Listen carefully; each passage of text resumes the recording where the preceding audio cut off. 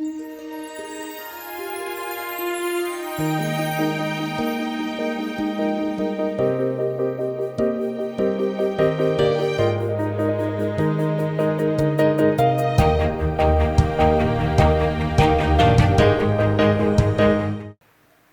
భయం గుప్పెట్లో బతుకుతున్నారు చాలామంది. ప్రభువుని ఎరగనోడు బతికాడంటే అర్థం ఉంది, కానీ ప్రభువుని ఎరిగినవాడు విశ్రాంతిలో ఉండాల్సింది. ప్రభువుని ఎరిగినోడు కూడా భయంలోనే బతుకుతున్నాడు. సామెతలో మాట ఉంది, భయపడుట వలన మనిషికి ఉరి వచ్చును అని ఉంది. భయపడాల్సిన వాడికి ఒక్కడికి భయపడితే నువ్వు ఇక దేనికి భయపడాల్సిన అవసరం లేదు. తమ్ముడు, భయపడాల్సినోడు, మనం భయపడాల్సినోడు ఒక్కడే. ఎవరో? మన సృష్టికర్త. ఆయన మాట మీరడం విషయంలో భయపడాలి, ఆయన ఆజ్ఞ తప్పిపోయే విషయంలో భయపడాలి, ఆయనకు నచ్చని పనులు చేయడానికి బరి తెగించేటప్పుడు భయపడాలి. ఆ విషయంలో మనం బ్యాలెన్స్ అయ్యామంటే ఇక ఎంతటి దానికైనా నువ్వు భయపడాల్సిన అవసరం లేదు. నీకు రివర్స్లో ఉన్నాయన్నీ నీకు అనుకూలంగా మార్చే పని అయింది. ఆయన మారు మనసు పొందు అన్న విషయాల్లో నువ్వు మారు మనసు పొందాలి. ఇదిగో అది నీకు క్షేమం కాదు, అది వదిలేయి అని ఏ విషయాల్లో అయితే దేవుడు నీకు సూచిస్తున్నాడో వాటిని వదిలే విషయంలో నువ్వు భయపడి తొందరగా వాటిని వదిలించుకోవాలి, వాటిని వదిలేయాలి. దేవుని మాట తీసుకునే విషయంలో నీకు భయం ఉండాలి.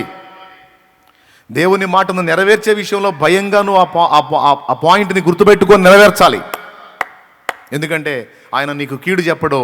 ఆయన ఏది చెప్పినా, తన గ్రంథంలో ఏది నీకు సూచించినా 100కి 100% నీ మేలు కోరే చెబుతాడు. ఆయన నీకు ఇచ్చే ఆజ్ఞ అంతా కూడా నిన్ను ప్రేమించి నీకు క్షేమం కోసమే. మనమేదో పాప పనులు చేస్తే ఆయనకేదో ఇబ్బంది అయిద్దని కాదు. మనం పాప పనులు చేస్తే దానివల్ల మనకు వచ్చే శాపం ఏంటో ఆయనకు తెలుసు కాబట్టి వద్దన్నాడు. గనుక అదొక్కటి బ్యాలెన్స్ చూసుకుంటే ఇక దేన్ని లెక్క చేయాల్సిన అవసరం లేదు. దేవుడు ఈరోజు నిన్ను పట్టించుకోవటం, ఈరోజు నీ విషయంలో జోక్యం చేసుకోవటం కాదు. ఈ ఒక్క మాట కూడా వినాలి, మీరు వినాలి. ఈరోజు నిన్ను పట్టించుకొని ఈరోజు నీ విషయంలో జోక్యం చేసుకోవటం కాదు. ఇప్పటి వరకు నువ్వు ఉనికిలో ఇంకా నిలిచి ఉన్నావంటే ఎప్పటి నుంచో నీ విషయంలో ఆయన జోక్యం చేసుకొని ఉన్నాడు. కాలికి బలమైన గాయమైంది, కుట్లు పడ్డాయి.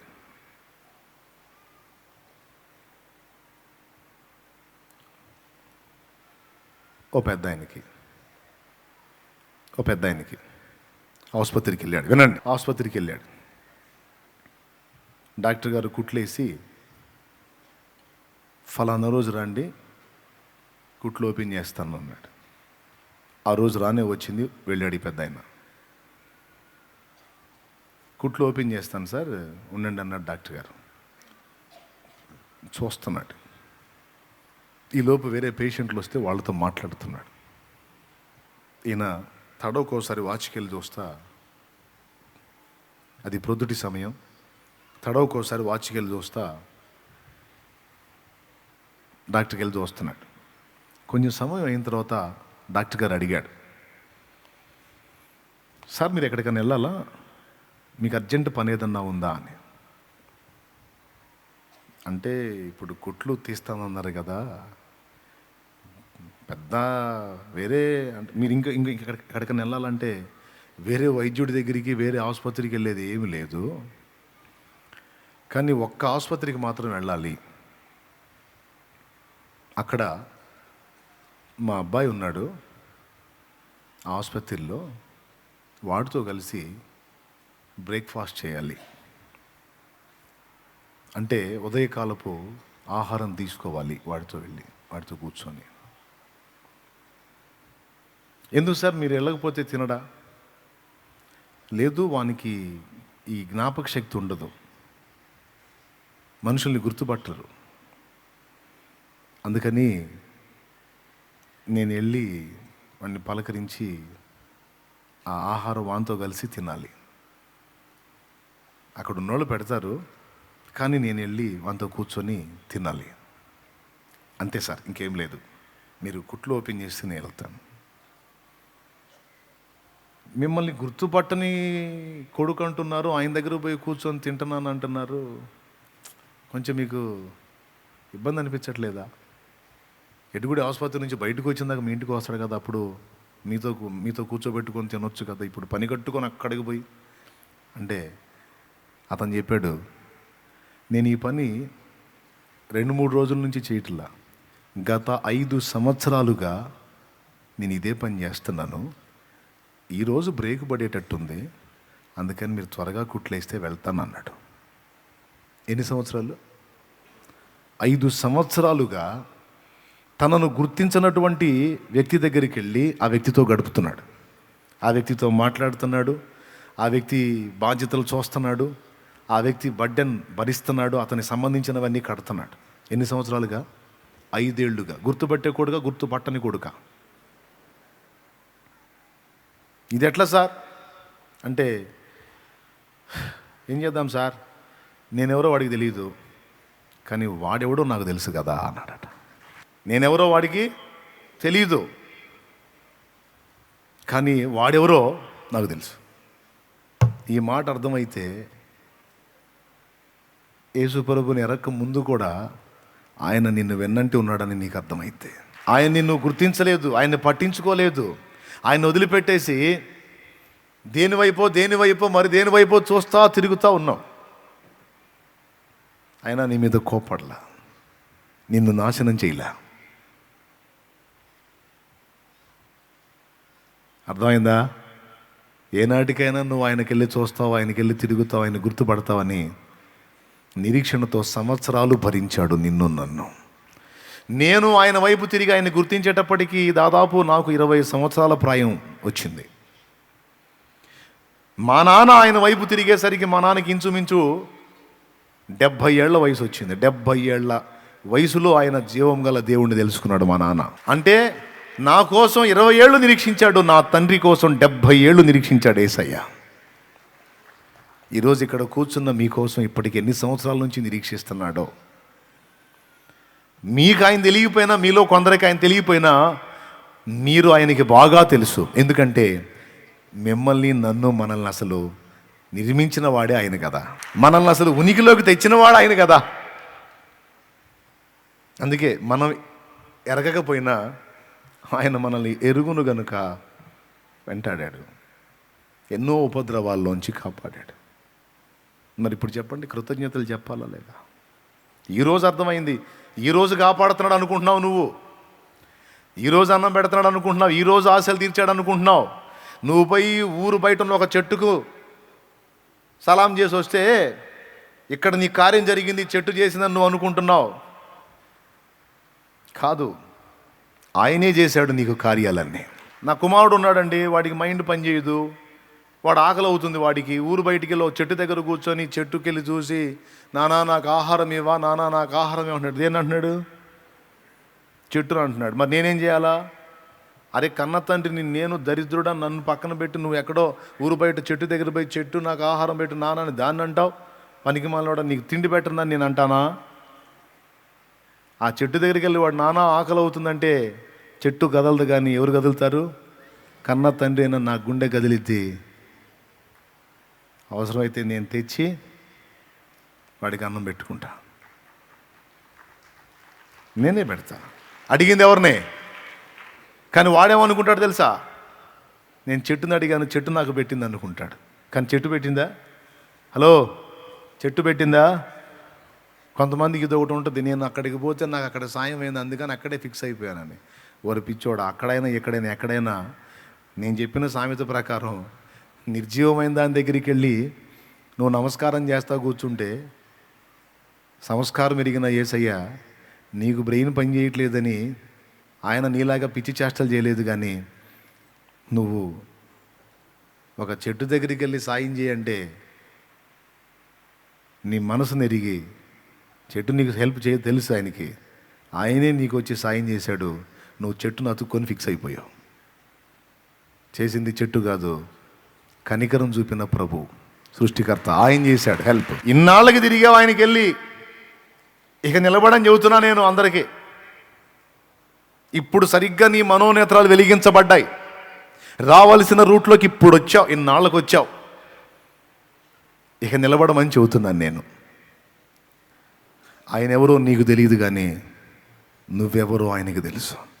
ఎందుకంటే ఆయన చేతులే నీకు రూపాన్ని ఇచ్చినాయి. మీరు ఆయన ఇంకా విశ్వసించకపోతే, ఆయన మీద ఆనుకోకపోతే నేను చేయగలిగింది ఏం లేదు.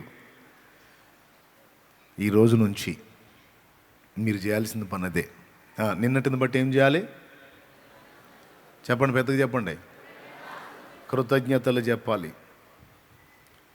ఎందుకంటే నిన్న మొన్న అటు మొన్న సంవత్సరాలుగా నిన్ను దాటించుకుంటూ వచ్చాడు. నేటిని బట్టి ఏం చేయాలి? నేడు అనే దాన్ని అర్థవంతంగా ఖర్చు చేయాలి. కొడుకుని తీసుకొని మార్కెట్కి వెళ్ళిందట తల్లి. వాడికి 10 రూపాయలు నోటు ఇచ్చింది. నాన్న ఏదన్నా కొనుక్కొని తినరా, నేను వస్తాను లోపల షాపింగ్ చేయడానికి వెళ్ళి. ఒక గంట సేపు తర్వాత వచ్చింది, అన్నీ కొనుక్కొని సామాన్ అన్నీ వేసుకొని బయటికి. వాడు ఆ 10 రూపాయల నోటు తీసుకొని తిరుగుతూనే ఉన్నాడు కొట్ల దగ్గర. 10 రూపాయల నోటు తీసుకో. ఎరా ఏం కొనలేదా? ఓరిపిచ్చోడా, 10 రూపాయలు ఇస్తే ఖర్చు చేయడం చేతగాలేదు నీకు. నేను 10,000 పెట్టి సరుకులు కొన్నాను. నేను 10,000 పెట్టి కొన్నాను. 10,000 పెట్టి కొన్నాను. నీ 10 రూపాయలు ఇస్తే దాన్ని కొనుక్కోలేకపోయావేంటి? అప్పుడు వాడు చెప్పాడు, మమ్మీ నీకు డాడీ 1,00,000 రూపాయలు ఇచ్చాడు, అందులో 10,000 పెట్టా, ఇంకా 90,000 ఉంటుంది నీ దగ్గర. నాకు నువ్వు ఇచ్చిందే 10. నాకు నువ్వు ఇచ్చిందే 10. మళ్ళీ ఇంకొక 10 నాకు ఇస్తావా? ఇవ్వవు. ఈ రోజుకి ఇచ్చింది ఈ 10. కాబట్టి నాకు ఉన్నదే ఈ 10. కాబట్టి దీన్ని నేను అర్థవంతంగా ఖర్చు చేయడానికి వెతుకుతున్నాను మమ్మీ అన్నాడట. జస్ట్ మీకు కొంచెం అవగాహన కోసం చెప్తున్నా. అంటే నీకు దేవుడు ఇచ్చింది ఈ భూమి మీద ఒక పెద్ద జీవితం కాదు తమ్ముడు. 1,000 ఏళ్ల జీవితం ఇలా.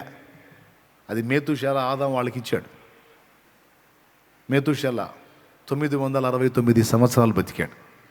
ఆదాము 930 పైచులకు బతికాడు. మనకంత లైఫ్ ఇలా.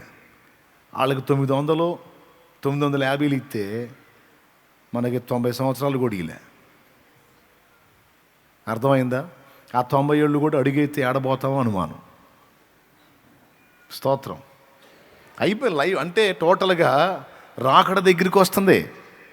అన్నిటి ముగింపు జరగబోతుంది. కథ క్లైమాక్స్కి వచ్చింది. అది విషయం. కాబట్టి ఉన్న లైఫ్ చిన్నది.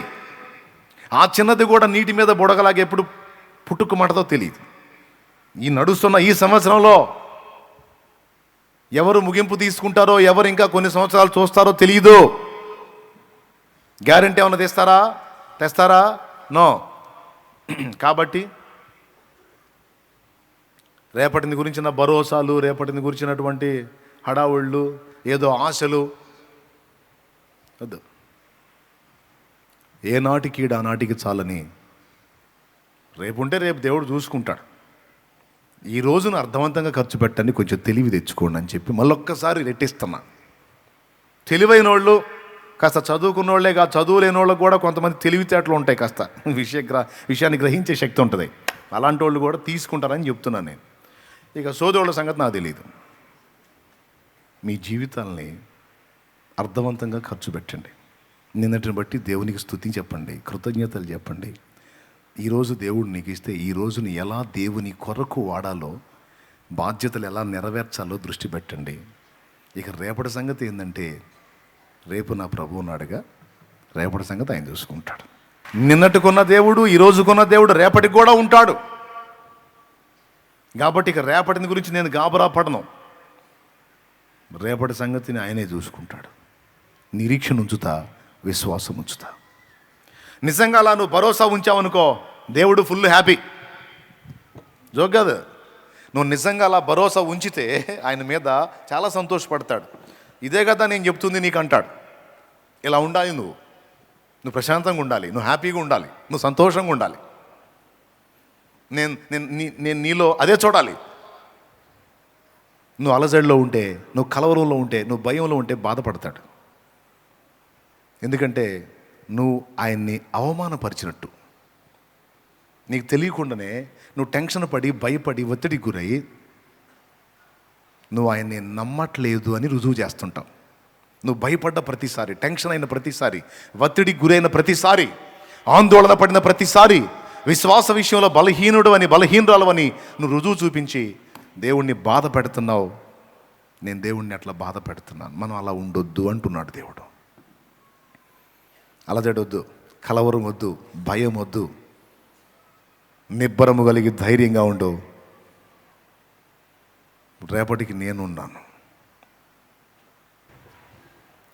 వ్యాధైనా, బాధైనా, బలహీనత అయినా, కంపెనీ జబ్బు అయినా, చేతికి అందని డబ్బు అయినా, ఏదైనా దేవుడు ఏం కోరుతున్నాడు? అసలు ఇంతసేటు మొత్తుకొని ఒక్కడన్నా చెబుతాడండి మనకి మనుషుల్లో. ఎందుకుంటే టెన్షన్, నేనున్నా కదా, నేనున్నా. ఒక మాట అంటారు, తీరా మూమెంట్లో అడ్రస్ కూడా దొరకరు. స్తోత్రం. కానీ యేసయ్య అలా వంచిస్తాడా? నో. విశ్వసించిన వాడు సమస్తం పొందుతాడని మాట ఇచ్చాడు. నిజంగా ఎంతోమంది జీవితాల్లో ఆ కార్యాలు. ఎందుకంటే మనం ఆయన సరిగా ఎరగకపోయినా ఆయన మనల్ని బాగుగా ఎరుగును. ఆమేన్. మరి ఏం నిర్ణయించుకున్నారు? దేవుని చేతికి జీవితాన్ని అప్పగించి భరోసా ఉంచి విశ్రాంతిలో ఉండాలనుకుంటున్నారా?